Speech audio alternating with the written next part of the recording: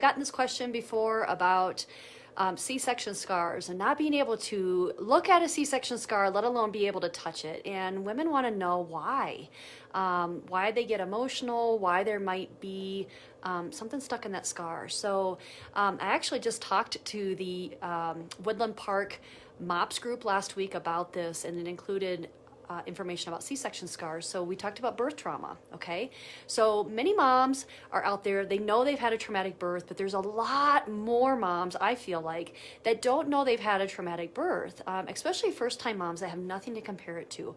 So basically what birth trauma is somewhere along the line the birth flow got disrupted, whether that be maybe a transfer to the hospital. Maybe you were planning on giving birth at home or in a birth center and you had to transfer to the hospital.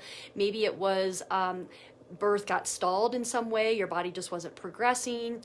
It might have been from maybe getting an epidural, having an emergency C-section. Things just didn't go well. Mom was having problems, baby was having problems, and to save the life of mom and babe, a C-section had to be done. Okay, so what can happen is moms are kind of taking in all this information during the birth process, and they can store that trauma in their body. Okay, and so I've often heard from moms, some of them there's just a lot of emotion. It's been a long birth, it's been a traumatic birth where maybe they didn't feel empowered, or power was taken away from them. They didn't feel like they had a choice in the matter.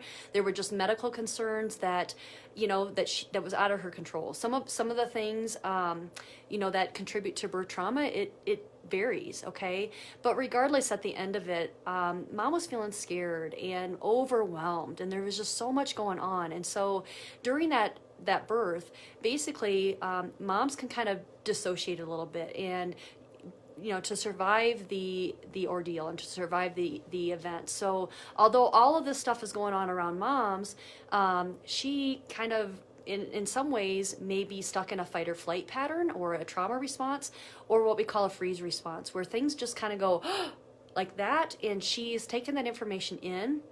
And so after the birth, and things have settled down and that kind of thing, moms can still be stuck in that kind of freeze response, okay?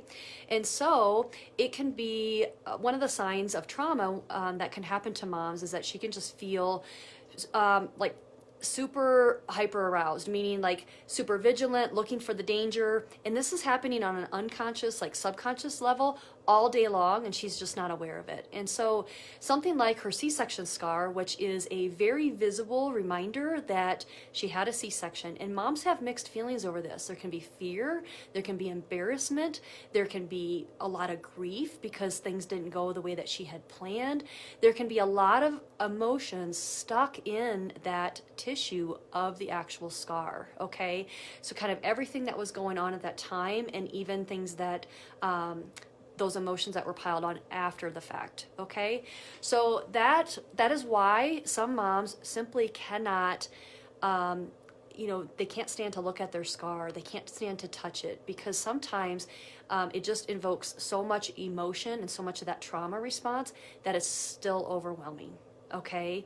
And so I won't go into much more detail about birth trauma, other than the fact that I want to let you know that if you're experiencing birth trauma and this has happened to you and you simply cannot talk about the birth, you don't want to go past the hospital, you don't want to be able to, you don't want to touch your scar, you don't want to look at it, you're not alone.